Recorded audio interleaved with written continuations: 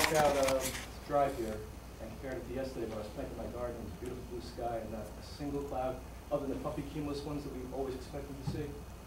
And today we have a mush, an eggshell color, a new cloud formation actually they've created in the last, I think, 10 years or so perhaps, to describe this artificial covering that we see here. Now, I know we're just one county in a country full of millions of counties. I know we have limited jurisdiction. I know we have laws, federal, state, to combat. However, I appeal to you also. Many of you here are old enough to remember before this phenomenon existed.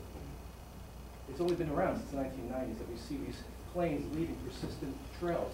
It's not water vapor. There has to be an added chemical either to the fuel or to some other distribution system in the plane. I'm not saying we can solve it here, but we need to take a stand here.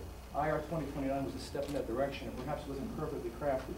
But nonetheless, it's not our job as constituents to develop and navigate through Robert's Rules of Parliamentary Procedure. It's your job to do that, to serve us when we bring the issue up. We may have crafted an incorrect or improper piece of legislation, but the issue is real.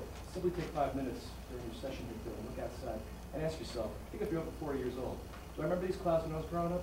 Or maybe I go to the Southern Caribbean, you won't see this sort of stuff down there either. I just want to say I've met with these people. I consider myself a friend of them, a colleague, and I think their research is sound. They're not crazy. They are hard-working, normal folks, just like you are, aspire to be perhaps. They're different professions, and they all care. People are sharing their own personal health histories at the last meeting I was at, where a person shared how his family has elevated aluminum levels in his children's blood.